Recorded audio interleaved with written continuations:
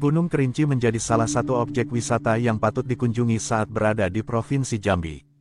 Bagi kalangan pendaki, kisah misteri adanya pohon bolong cukup terkenal dan banyak yang melihat keberadaannya. Pohon bolong ini berada di sisi kanan jalur pendakian atau tepat di antara pos 3 menuju shelter 1. Saat mendaki ke puncak akan melewati pintu rimba hingga sampai shelter 2 yang merupakan jalur dengan tumbuhan-tumbuhan hutan lebat. Seperti namanya yang mistis, pohon bolong di Gunung Kerinci menyimpan berbagai kisah aneh dari para pendaki. Ada beberapa aturan yang harus diketahui para pendaki gunung dengan tinggi 3.805 meter di atas permukaan laut. Pohon bolong itu konon dahulu dijadikan tempat untuk menyimpan jenazah pendaki yang meninggal. Cerita lain soal pohon bolong itu yakni adanya banyak penunggu di dalamnya. Sosok penunggu yang kerap menampakkan diri di hadapan pendaki yaitu nenek tua dan genderuwo.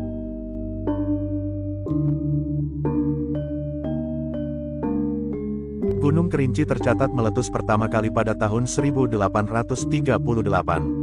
Letusan tersebut berasal dari kawah pusat Gunung Kerinci. Setidaknya, selama tahun 1800-an atau abad ke-19, gunung ini telah meletus sebanyak 5 kali.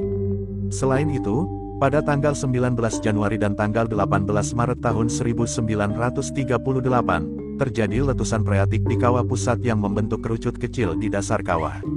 Menurut Atnawijaja Kusumadinata, 1979, halaman 68 pernah terjadi beberapa letusan pada tahun 1952, 1960, 1963, 1964, 1967. Setidaknya, hingga saat ini sering terjadi letusan-letusan abu kecil yang berpusat di kawah utama Gunung Kerinci.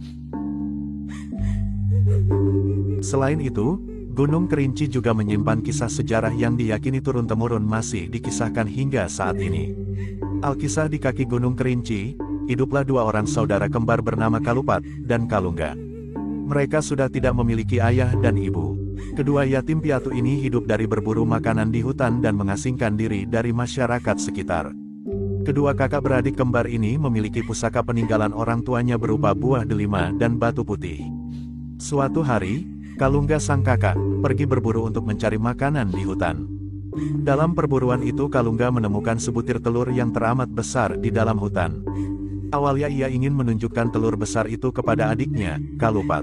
Namun, dikarenakan rasa lapar yang menyerangnya di perjalanan pulang, akhirnya ia memutuskan untuk memakan sendiri telur besar tersebut.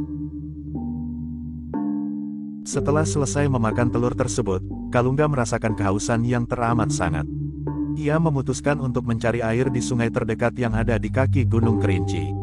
Sesampainya di sana, hal aneh terjadi. Kalungga tidak dapat menghilangkan rasa hausnya meskipun telah meminum air dari sungai. Bahkan, setelah ia meminum seluruh air sungai yang ada di kaki Gunung Kerinci sampai kering, ia tetap tidak dapat menghilangkan rasa hausnya. Tiba-tiba bentuk tubuh Kalungga berubah. Secara perlahan tubuhnya mulai memanjang dan ditumbuhi sisik-sisik emas sebesar tampah. Hingga akhirnya, Kalungga telah sepenuhnya berubah menjadi seekor naga raksasa. Dengan wujudnya yang baru itu, Kalungga memiliki kekuatan yang luar biasa. Bahkan dengan sekali putaran tubuhnya, lembah di kaki Gunung Kerinci diubahnya menjadi Danau Bento.